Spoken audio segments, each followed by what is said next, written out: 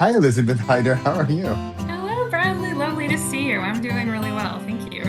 Just briefly, we're here to talk about your new book, hmm but I have a sort of tangent that because you had asked, "Oh, what am I up to?" and stuff before we hit record. hmm And at the end of this year, my wife and I are planning on moving to southern Italy. Really? Yeah, Which place? Which yeah, area? like Puglia. Oh, Puglia. Okay, yeah, nice. Yeah, Gorgeous area. Very nice. yeah, And yeah. permanently you're going to move there. Yeah, no, well, so I stopped even using the word permanently, like for Okay. anything, Yeah, yeah, yeah. because like I was supposed to go back to the States for 1 year and we stayed for 17 years. I was going to come back to Holland for 1 year and we've been here for 10 years. So I just don't, we're Don't make going. a commitment. So you're just going to Yeah, kind of like edge into it nicely, just kind of yeah, look at it through your periphery and sort of end up there. That's good. yes, yeah, That's exactly. And exciting. That's yeah, wonderful. That's yeah. wonderful. My friend and I took a drive out there actually, and we went over to the east coast of southern Italy and spent time there because I hadn't really spent any much time there. I lived in Naples, which is on the Wow, west coast. Yeah. right. Where the So, but book it's takes a place. beautiful area. You're gonna have so much fun. Yeah. So, Yeah, nice. so you lived in Naples. Yeah, yeah, yeah. I lived there for 3 years. Yeah, Oh, wow. Okay, yeah, now it's coming together. yeah. I was stationed there. So I used to be an analyst with the United States Navy. So I was a civilian analyst, and I would Yeah. assess like operations and exercises and missions and stuff. And so I was part of a mission called Africa Partnership Station, which was Okay. like training and engagement with the African navies. And so I deployed on Oh, a ship in 2009 down the west coast of Africa. And then they ended up taking me on as like the assessments program manager for 3 years. And that was based out of Naples, Italy, which is the headquarters of US Naval Forces Africa. So that's where I was at. oh. Yeah. Wow, So I just learned like 47 things in 1 minute. Wow. That is yeah, so I cool. mean, I love the area. It's so nice. I actually have friends there now. I love them. So I go back there as Oh, often as I wow. can. Yeah. It's so interesting. So you and I, were you born in in the US? I was born in California and raised in Utah. So I grew up Okay. just south of Salt Lake in a little place called South Jordan. Yeah. Okay. Because we were just talking about how we're from the States, but we no longer live there. And life hmm in the States versus life here. And I often get, when I'm in the States, I was just in the States, and I get questions about it just seems so far away for Americans to live anywhere abroad, right? For most Americans living abroad, that's just no way. That's just, they Well, might it's usually go like for a week a and holiday, but logistical, like it's you don't know what the logistics are for what would it take to move, right?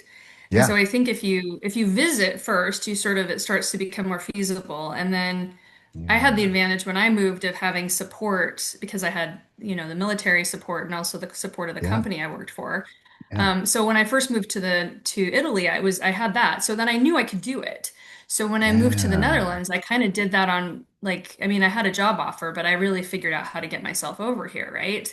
So it's like I think you have to sort of break the seal and then it becomes possible. yeah. That's really cool. I like that because first visits, go on holiday or whatever. Then I guess you have to have the hmm curiosity or the passion or the desire. You Because, just have to feel like this is a place I want to be, right? Like, because you visit yeah, some places and you're like, nice to visit, don't want to stay. And then right, some right. places you're like, oh, there's something here of home, right? And so Italy Yeah. is a place like that for me, like especially the further south I go. So I love Rome, I love Oh, Naples, like, wow. and so every time I go back, there's like a part of my soul that just is like, oh, I need to live here. And I love the Wow. Netherlands too, which is why I'm Yeah. here. Yeah. hmm Well, that's Yeah. sort of part of our plan because I live in the Netherlands too. Uh-huh. And so part of our plan is to, and this is sort of so cliche, but be in Italy for most of the year or much of the Mhm. year and be Yeah. here for other part of the year. And Yeah, and that's speaking of great. the sun that is going to go down in a minute hmm here at 5 p.m., like hmm less of that, less of the Yeah. darkness Yes. and the dreary Yeah. gray.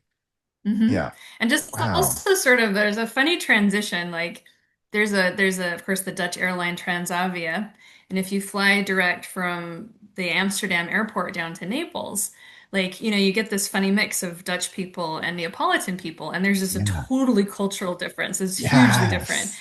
And so like when you fly with a bunch of folks from Naples and the plane lands, everybody applauds. It's really cool. I don't know if you've ever been on a plane where that happens, but that's just it's a cultural thing and it's fabulous. And then everybody stands up before the plane is finished taxiing and they're getting stuff out and the Yeah. attendants are yelling at them. Like it's just a thing that happens. So it's just a but the Dutch are very much like, okay, we're gonna make sure we follow the rules and we're not Right. gonna get out of our seats too soon. Yeah.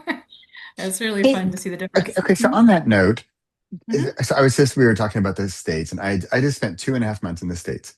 And I'm sure you get this as well, but also because you lived in Utah. Well, you also live in California, but also in Utah. And I find Utah, what do you call people in Utah? Utahians? What do you call them? Utahns. Utahns. Utahns. Yeah, Seriously? Utahns. Yeah. Yeah, Utahns. Utahn. I've never Mhm. heard that. Okay, Yeah. Utahns. Oh, that's so funny. Um, and now we have Netherlands and south of Mhm. Italy. And Yeah. uh, I mean, we get this from especially the Northern Europeans, but the Northern Europeans, they're more, strict and proper and follow the rules and all that. Yeah. And then A you little. get these, yeah, and then you get I mean, what the Northern Europeans usually make fun of stereotypically with the Mhm. Americans is, hey, how's it going, Elizabeth? Hey, do you want to come to barbecue on Sunday? Yeah, I barely know you, but I'm going to invite you to barbecue because, hey, why not? See you there. Come on by, right? And Yeah, they yeah. actually mean it. They actually would be happy if you came to their barbecue. And Right. so is Southern Italy more like that, or is that more open and welcoming? And I mean, not, In some and I say ways, yeah. I superficial. mean, I think there, I mean, I felt so there was a language barrier, right? So I didn't speak Yeah. Italian, right? Okay. Right. But yeah, some of the people that I met there were some of the most warm and welcoming people ever. I was there as a single person, right? And I remember, yeah, I would go for like a run in the morning, and there was a guy that just had a cafe down the street, and I just stop and chat with him for a few minutes, and he was always, and my Italian was horrible, right? And he didn't speak any English. But he was Uh, so sweet to me, right? Like I yeah. just felt like everywhere I went, I was welcomed, right? It felt very warm to me. Wow. And I still have friends that are in the area that I really appreciate. And then when I came here to work in the Netherlands, I worked at the European Space Agency, and there was actually quite a few folks from the Naples area that worked there that were engineers. And Oh, I felt really comfortable and happy working with them, right? Because I understood the culture a little better. At least I understood it on a visceral level.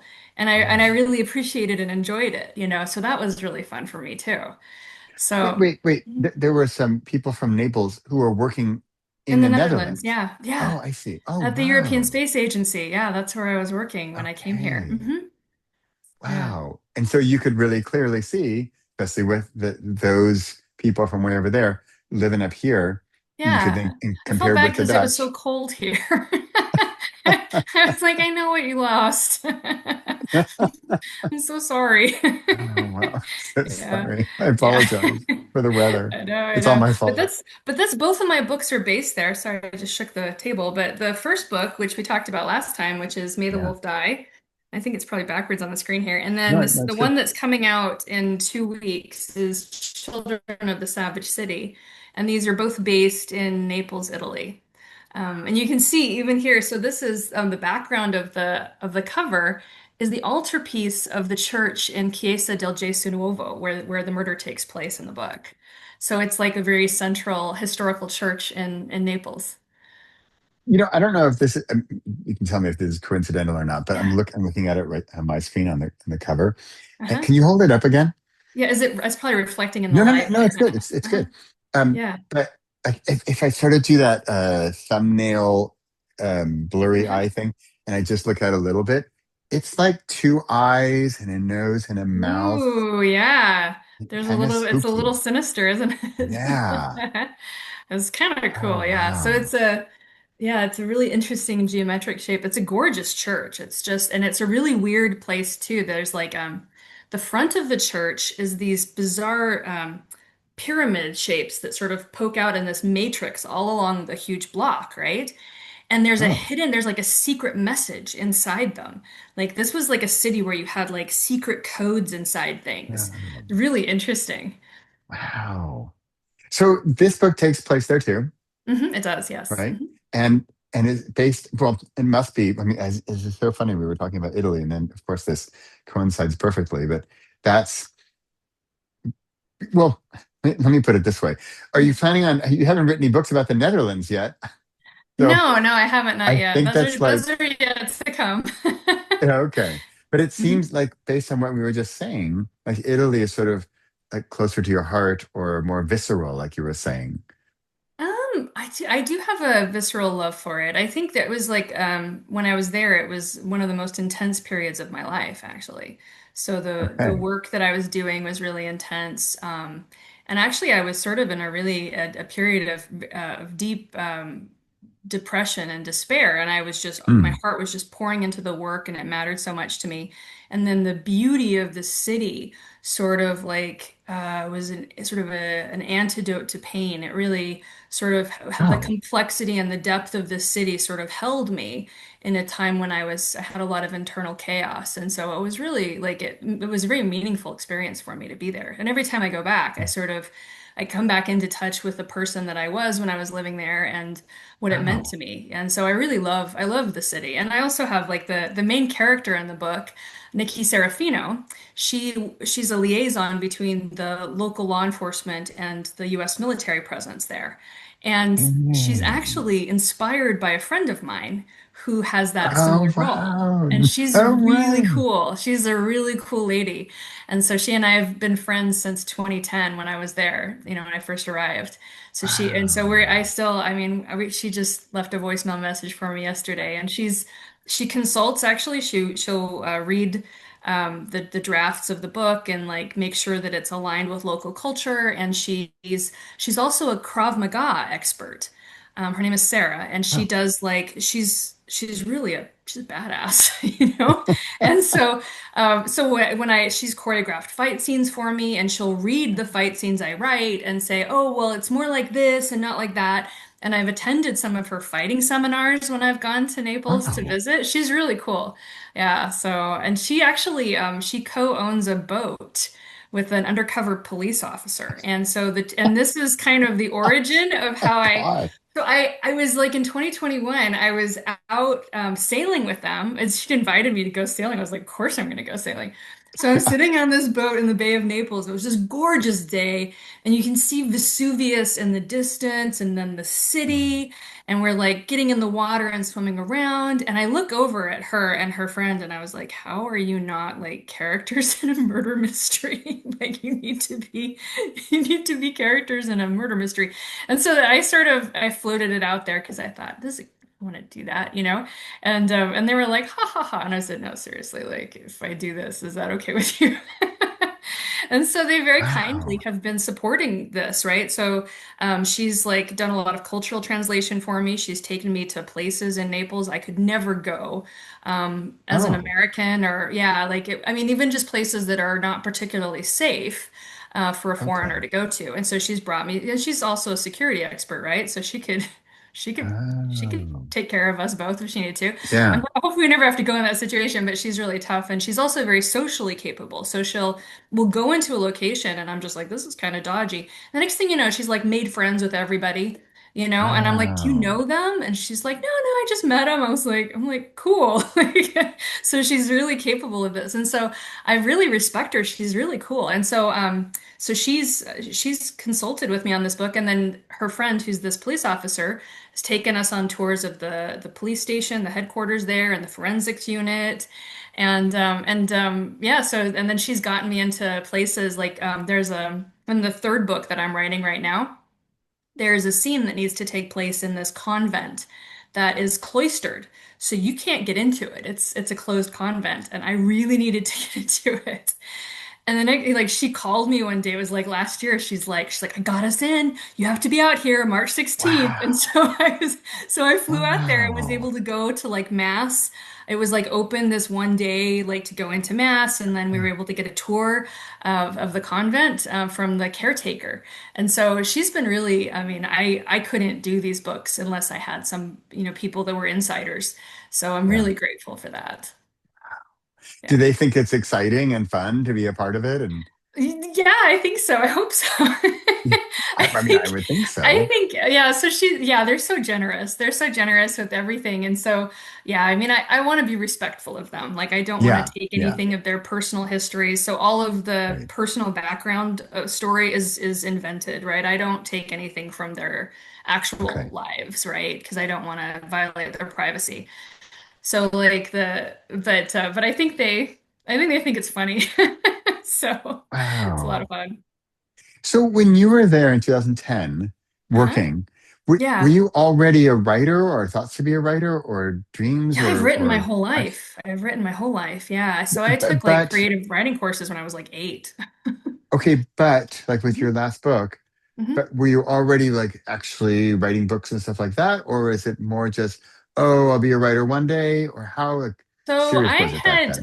I'd written some novels in my 20s. And so that was like when I was still in graduate school. I Yeah. have my background is so I have a undergraduate degree in physics, and then I went to Boston for a PhD in physics. And then when I finished that, I ended up working at this place called the Center for Naval Analysis, which is a federally funded research and development corporation, which is kind of like, do you know Top Gun, Charlie, Yeah. the Yeah. researcher?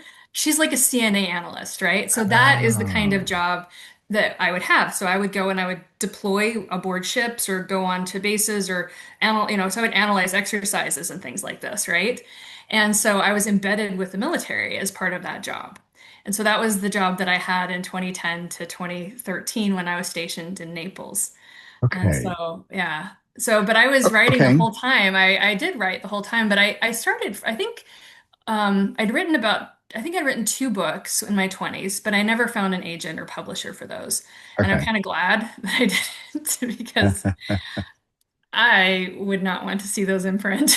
So I'm very happy they were not published. And so, but I didn't write books again, I think until 2019. So I was like, I Oh, did a lot okay. of, I would do like a lot of just journaling and short stories and things like that, but I didn't actually write another book until 2019.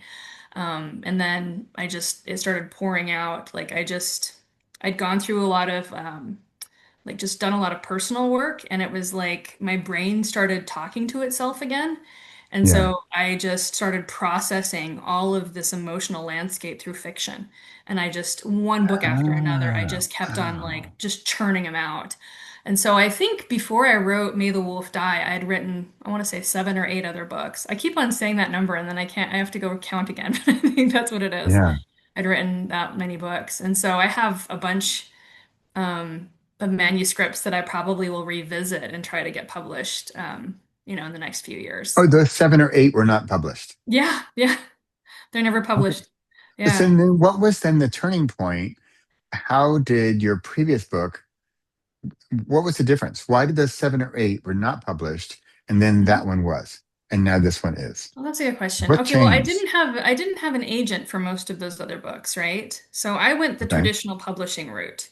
Okay. I didn't try to self-publish. Yeah. I tried to get an agent. So I was querying. So I queried a bunch of people for for the first several books. A lot of things I would get like manuscript requests, and then they would say, "Oh, this isn't for me." Okay. But 2 books before May the Wolf Die, I did get an agent. So there's a Okay. really lovely, really intelligent woman in New York who was interested in representing that.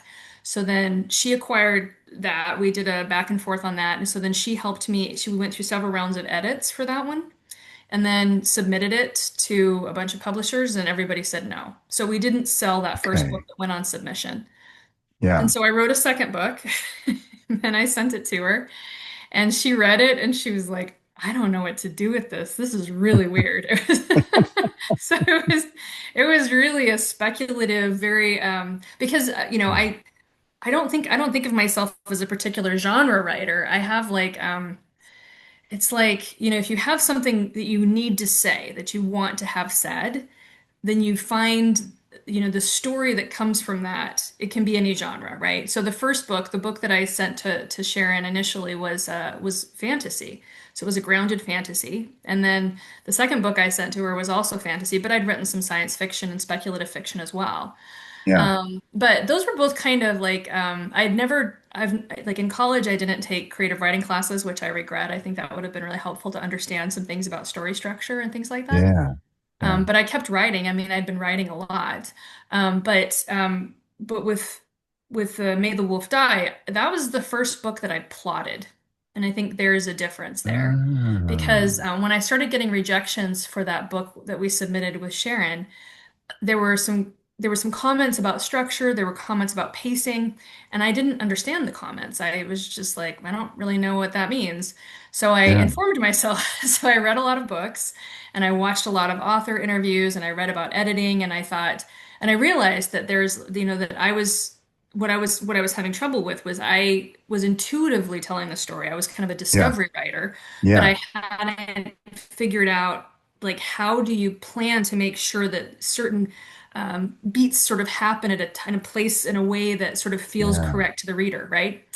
And so the reason I plotted May the Wolf Die was because when I first suggested it to my friend Sarah and her friend, and asked if they would consult on it, I didn't want to commit to it unless I knew I could finish it. And the tricky bit about Okay. being a discovery writer is that you don't know if you're going to be Yeah. able to finish the book, right? Yeah. Yeah. So I needed to know I had an ending. And so I actually, when I figured out what the plot was going to be and I structured it, then I gave her a call and I said, okay, I think I really want to do this, you know. And so that was the motivation for it was simply because I knew I had consultants and I didn't want to waste their time, you know. That's we were talking before we hit record. We were talking Uh-huh. what I'm up to, and I said, "Oh, I'm doing a lot of YouTube and stuff," and how Yeah. we were saying how because I'm exactly like you're describing. I Mm-hmm. also like with my YouTube, I I I just hit 100,000 subscribers, right? Congratulations. Yeah, thanks. And and I'm a total discovery writer. So for those of Mm. you who don't know, in the non-writerly world, there's like discovery writer or pantser, they're often called, because Yes. they fly by the By seat the of seat their of their pants, pants. right? And they just, I mean, Stephen King, I don't know who came up with discovery writer, but they also, I mean, and then there's plotters Hmm. or architects, Architects. right? Yeah. Architect. And I like another word for the pantser or discovery is gardener Yeah. because I like the gardener versus the architect. The gardener, like I Right. always see it, like I've got some seeds in my hand. I don't even Yeah. know what they are. Might be a redwood tree, might be a strawberry. I don't know. Let's plant them and see what happens. Right. Right. And that's all Well, fun. Stephen King is notoriously a discovery writer, and Yeah. George R. Martin is a plotter. He's an architect, right? Oh, yeah. And I think and I think that when you're writing mystery, like you kind of have to be an architect. Like I think there Yeah. can be people that do discovery writing, but like I need to know like I need to understand how do these different plot lines fit together? What are the arcs I need Yeah. to explore? How do you reveal the clues over time? Because you want it to be a satisfying experience for the reader, right? And so I Yeah. think in some Yeah. ways, if you've plotted it properly, that can really be the case. Actually, one of the Yeah. best people, like the best plotters out there, like fabulous plotting, some of the best plotting is Robert Galbraith, who is Oh. the pseudonym for J.K. Rowling in her mystery Oh. series. Oh, Yeah, so wow. Cormoran Strike and Robin Ellicott. And they're fabulous, fabulously plotted books. Like they're Wow. just, I mean, it's exquisite. And she has like these really elaborate spreadsheets that she follows. And Wow. it's really powerful, right? I like aspire to be that level of plotting Yeah. someday. Yeah. Of course, the risk in plotting is that you follow the plot and you forget to sort of feel where something's supposed to go. So I think ultimately, if you Hmm. want to be a good writer, you have to kind of do a little bit of both, right? Yeah. Yeah. Because you have to sort of discover and allow the things to change and flex and not be Right. rigid in what you've plotted. Yeah. So that's my sense at least, you know. Yeah, yeah. I've like you. I'm also a student of plotting, Hmm. and I've really had fun lately. So we were talking about YouTube and how Yeah. YouTube, like I get them in and they click and they start watching. But then I think because I'm a discovery writer, like if it just happens to be an awesome day, then it's going to be an awesome video. Yay, right? But if I had more structure, or when I have more structure, then I can still be my discovery fun self, But Right. with a plot, it helps Right. bring them The through along. line. Right. Yeah, And I exactly. do think that there are, like, if you write with certain principles in mind, like, I think I was recently asked to write, like, a list of my top 10 things I've learned as a mystery writer, as a Oh, thriller writer. cool. And I really had to think about it. And a lot of the things I've learned are about character development and about, like, how you treat the characters. And I think that they're relevant across the board, right? So I think that you want to find certain principles that you adhere to, even as a discovery writer, even if you're not, so if you don't want to, if you don't want to be Yeah, feel boxed in or something, right? To sort of be able to yeah, explore that. I also think it's like it's a good experiment because I am natively like you. I'm a discovery writer too by yeah, nature, right? And so it's been an interesting experiment to try to plot things, right? It's been yeah, yeah. but the thing I was worried about, which turns out not to be true, is I was worried that it was going to restrict my creativity, right? Okay. No, It, yeah, and it right. doesn't. It doesn't Yeah, because like you may know what's going to happen, but yeah, the fun is in finding out how it happens, yeah, exactly, right? exactly. Yes, That's the yeah. fun part. Yeah. It's a great quote. It's like constraint Hmm. creates creativity. Yeah. Which, Yes. which for like diehard discovery writers, they say, no, that can't be true. You can't constrain me. I'm an And maybe it's artist. not. And maybe it's not, right? Like maybe some people just need to have nothing and they just need to plot it out. But I would say like Yeah, it's a good okay. experiment, right? Yeah, Conduct the experiment. yeah, Try to plot it and see what happens, right? yeah, yeah, And so that's and there's also a piece in my mind as well that's a little bit reassuring. So I'm working on book three right now, yeah. and it's complicated. It's one of the so Okay. one of the comments everybody says about my books is that there's a lot going on, right? And so Okay. but in order for that to sort of hold together and for it to feel okay, like I have got to make sure I've plotted it properly, right? Yeah, yeah. And so I actually worked and reworked the plot for book three many times. Oh, And I wow. would start the book and I would realize that I was starting it in the wrong location and I'd scrap it and I'd start over because I would be like, okay, no, I need to start it here instead in the plot. And I think if I had tried to just do discovery writing on this one, it would have fallen apart because it's just there's too much that has to happen, so I think I had Yeah, to plot it. So I yeah, just think it's an yeah. interesting experiment for somebody who's if you're I would just say this, if you're a plotter by nature, try a book where you don't plot. Just see what happens, right? And then that sort of Yeah, grows that part of you. And if you don't plot, give it a try and just see what it means for yeah, you too. Because yeah, I think we have to develop all the sides of the skills, right? yeah.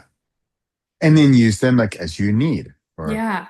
but Yeah. I just for the record, I stated here for the record that I absolutely believe that even the diehard discovery writer that I am, my books and my videos and my anything, any creation I have is better when there's a plot of some kind.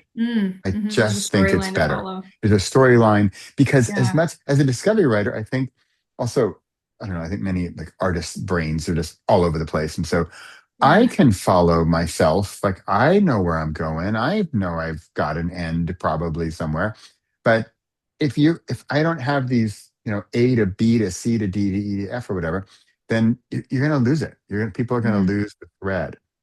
You know, I, Yeah. I, I just got off a call. I'm working on a workshop for speakers, and Hmm. it's storytelling.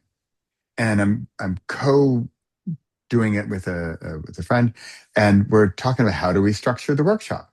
I'm like, well, Mm. better be pretty structured because it's about structure. Yeah. And we're back to hero's journey, and yet a hero's journey for me is too complicated. It's too many steps. Mm. And so I don't know if you ever heard of this guy, but there's a guy named Donald Miller, and he wrote a book called Story Brand.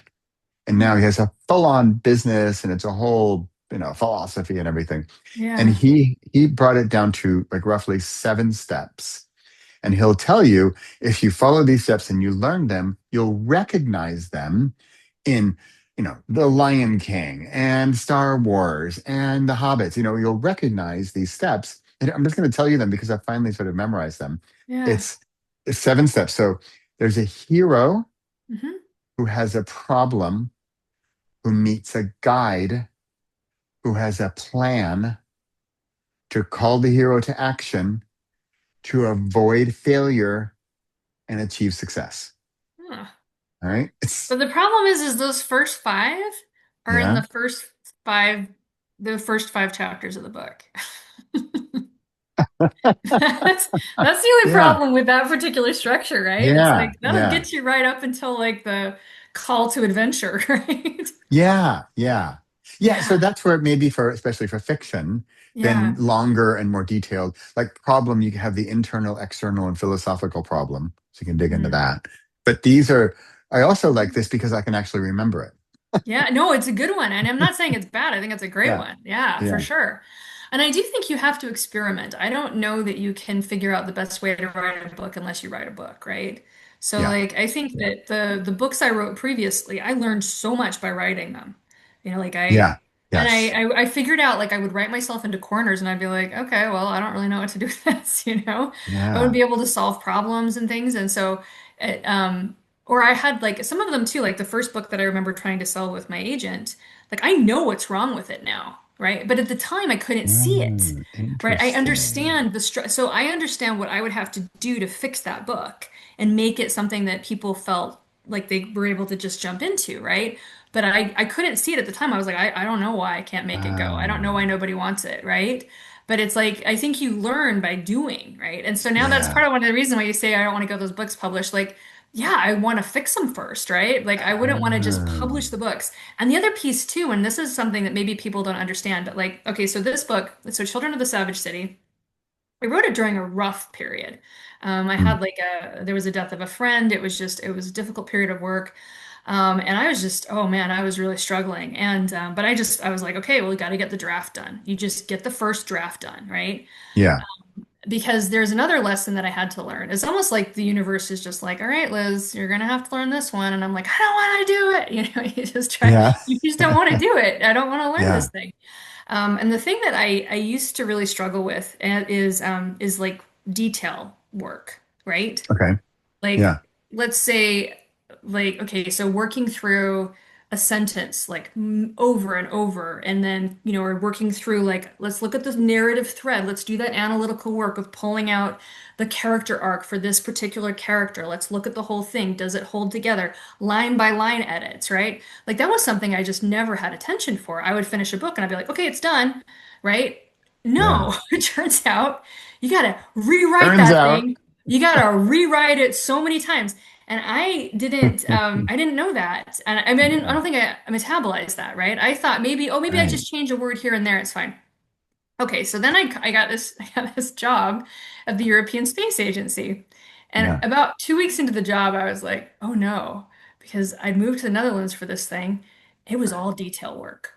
It was like, oh yeah. It's like, okay, here's a spreadsheet. You got to check line by line to make sure this. And I was like, are you kidding me? I got to do this? This is my job? It was awful. I was just like, I am not a detail person. I do not want to do this. But I hated it the whole time I was doing it, right? Like I did not want to be in charge of this, right? And Yeah. also what it was like one of the things I had to do was account for the crew time on board the International Space Station for individual activities, right? So let's say the astronaut Thomas Pesquet is supposed to go in and for 10 minutes he goes and he picks this thing up and he takes it over here and he undoes a screw and then he puts this thing over here. That's the whole activity, right?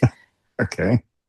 I was responsible for finding out how long that was going to take, accounting for Wow. how long it took, and submit. And I was like, oh my gosh, are you kidding me? And so it was like, I was resentful of it the Wow. whole time I did it. Like I did it, but I was resentful. Yeah. But here's the funny thing is I got really good at this, right? I got Wow. so good at this. Yeah. And so, and as much as I hated it, like I became an expert. And so now can I sit with a manuscript and go line by line? Can I like really metabolize like a paragraph and say to myself, what is it I mean to say in this paragraph? Is there Mm, a better way to say it? What if I move this right. word around? What if I do this? Is there, and so then, and so I've rewritten like for Children of the Savage City, I think it took me, I mean, it took me about, I think 9 months to a year to write the first draft, right? I Yeah. rewrote it probably in that amount of time, right? Like, so I got the comments back from my editor and I sat down, I rewrote it page by page, word by word. Like I didn't just tweak things. I rewrote the book. And Mm. so that was a discipline that I didn't have previously, right? So I had to learn that. That was a hard thing is as I had to Mm. understand that I needed to know how to actually edit something. Okay. So that was a craft that I also had to learn. And so I think that's a funny thing I've understood about writing is that you can have great ideas and you can really want to express them and you can do your best and you can throw them down and you throw them out there and you say, okay, we're done now, you know?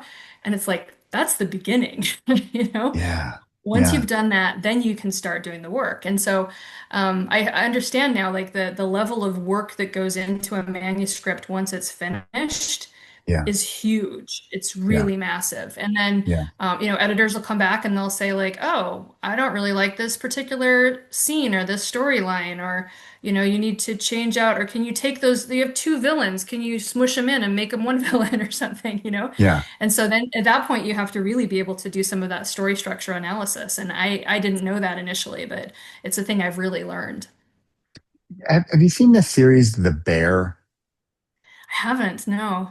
It's I always forget the actor's name, but it's about a restaurant, right? In Mhm. Chicago, I think. Oh, And I've heard about there's this. Yeah. yeah, it's super intense. And there's one guy, he's sort of the restaurant manager or something like that. Hmm. And he's kind of a mess and like just always unshaven and it doesn't look great and he's sort of a disaster. And he's not detail oriented, okay? Uh-huh. So the episode who knows what, he leaves the restaurant and he goes to this super crazy 5-star amazing,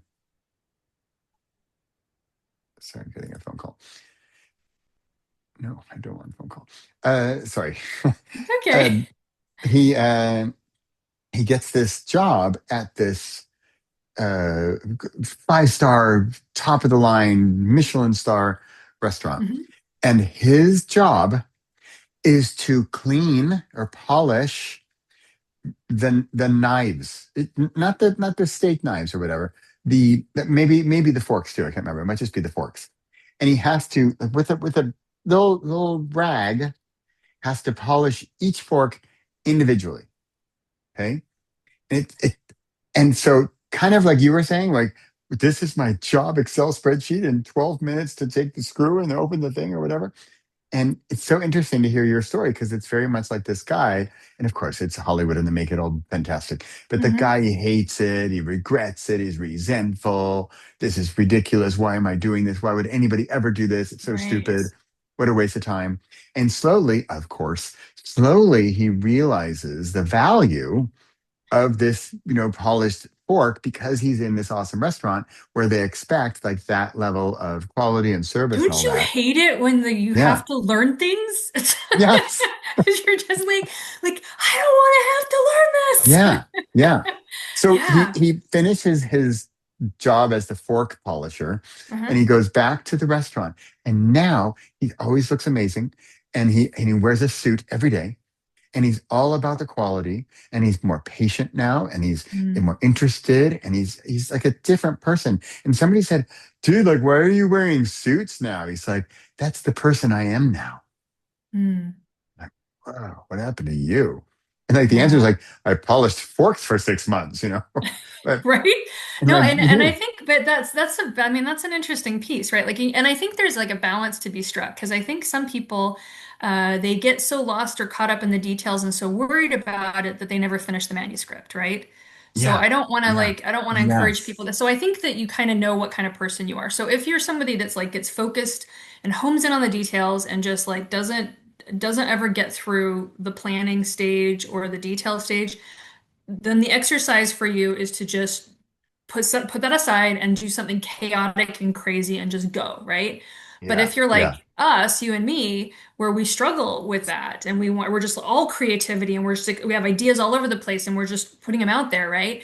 Like I think that the rule for us is to try to figure out how to learn that structure to serve us, yeah, right? Not to yeah, be bound by it, but to serve yeah, us and yeah, just serve the art, right? So yeah, there's an interesting book by I don't know if I love reading books about writing. I don't know why this yeah. is. I love reading books about writing. Some of my favorites are like There's a Madeline L'Engle wrote a book called Walking on Water that's just fabulous. I'm rereading that. I read it decades ago and I freaking love it. And I'm just Wow. listening to it again. It's so good. But then Damon Voices by Philip Pullman. He was the one that wrote the Golden Compass. Okay. And he talks about the fact that, that we have, it's almost like it's a gift that we have to be able to receive ideas, right? It's Huh. like we don't really generate them. They just kind of come to us. But then we are stewards of the story, right? We have a responsibility to Oh, the story and that we sort of and so we have to and so in a sense like when you hone your craft, when you practice different techniques, when you have integrity towards the story and to the characters, you're being a good steward of story, right? And I think that's a really beautiful yeah. concept. Yeah. I love that idea. And so sometimes when you put the effort into something that you feel very uncomfortable with or you don't want to do, Yeah. um, like it's important that you do The it. detail. Yeah. Yeah. Well, I like that steward of story because then, so it's interesting because I wanted to talk with you about your book, and we haven't really talked about like the story or like, but We can what, do that. yeah, no, but I think this is the tease I was kind of looking for is that I think people will want to go read your book because they're going to go look for your friend who's the agent who's in between the police and the military, and they're gonna know, "Oh, Elizabeth said that was her friend, and her name is Sarah, or maybe it's not Sarah, I'm not even sure, and she does this, and I know that Elizabeth lived in Naples for 3 years, and so and there's this cathedral, and like that for me, that's all I need to know. You know what I mean? Well, I hope that, yeah, I hope so. I'm happy to talk more about it though too, because it's a very exciting story and I really love Okay, give it. us the story without spoiling anything, and then Okay, we'll I will wrap not up. spoil it for you. Yeah. Okay, so in so it's a you can read it as a standalone. You don't have to read it in Okay. series if you don't want to, but it is part of it's the same character and it picks up where the end of May the Wolf Die ended, right? Okay. Okay. So at the end of May the Wolf Die, without spoiling that one, Nikki Serafino, who's our main character, has in the investigation of this murder, really had to confront the betrayal of somebody that she trusted, right? And also, she's Okay. had to confront this concept. So, we all sort of live our lives with a theory of control. Like, if I do this, then I'm going to be safe. If I do this, then it's going to protect me and the people around me, right? And so, Nikki sort of has lived her life with this theory of control. Like, if I follow the rules, if I do everything right, if I make sure I check all the boxes, then I'm going to be able to protect myself and those around me. And at the end of May the Wolf Die, she's confronted with this violation of her theory of control. So she's kind of had to readjust her thinking and she's sort of reeling from that as she comes into Children of the Savage City. And she's also had to Yeah. reach out for help from a childhood sweetheart who is she's not been in contact with for a very long time, who's with the mafia basically with the Camorra in Naples, right? Mm. So she's already compromised her ethics at this point. So we enter Oh, Children of the Savage City where she has had this like breach of her sense of self, her breach of her safety, and also like a breach of her ethics that she kind of went into. And she doesn't want to go yeah. any further. She's like, I'm done. I'm not going to go into that world any further. But in the very opening scene, we see her. She's teaching a Krav Maga class in the center of the city. It's self-defense.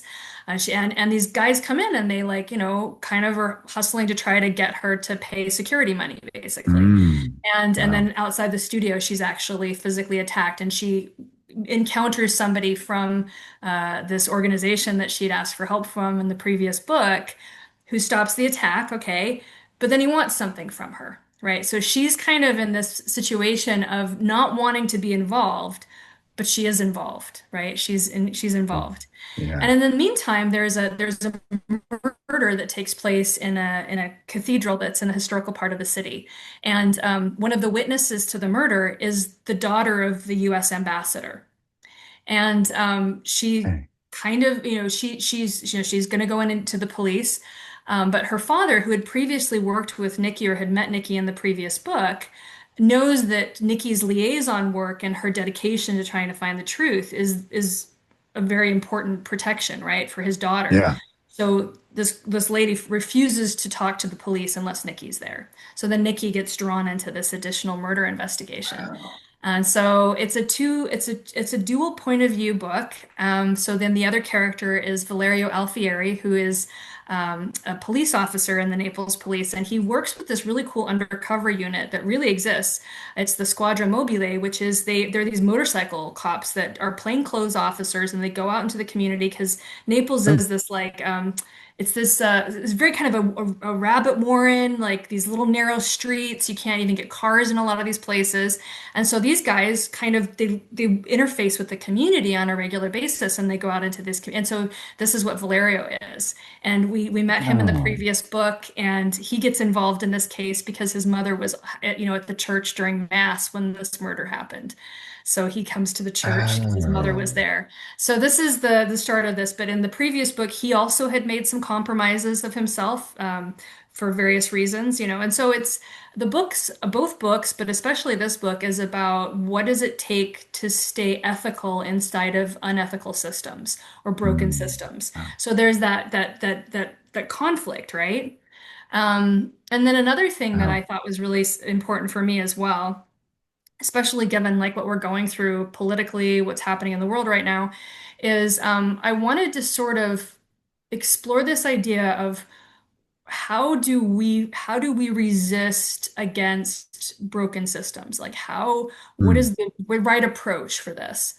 And I am starting to realize, especially when there's been an abuse of trust, when there's been violence, or that one of the most important things that we can do is uh, is execute our ability for compassionate witnessing. And so Mm. in the book, that's one of the things I propose is that, you're not going to solve a crime just through a police procedural, right? Is that Yeah. is that the moments of revelation in the book is when we participate in compassionate witnessing. So I'm not sure if I'm explaining it very well, Yeah. but that's sort of the some of the underlying concepts of this particular book. Wow. Wow. I love it. It's like you said, there's a lot in there. There's all these relationships. And I think I'm still fascinated by the idea that you lived there and you knew some of these people anyway. And this it's Thank you. just Yeah. it's so exciting. It's so cool. So Thank you. I'm looking forward to it. Children of the Savage City Thank by you. Elizabeth Heider. Yes. And there it is. Oh, it looks kind of blue there. On It my is. screen, It's I a have it's a green. bluish green. This is actually one of my favorite colors. I like this like That's deep teal. nice. I just love the Yes. color. It's so Yeah, me great. too. Me too. Yeah. Great. Awesome. This has Thank been you, super Bradley. cool. Yeah, my pleasure. My pleasure. Looking forward to it. Best of luck and success with the book. And Thank you we'll so talk again much. soon. Thank you very much. Have a lovely day. Thanks, you too. Bye. Bye.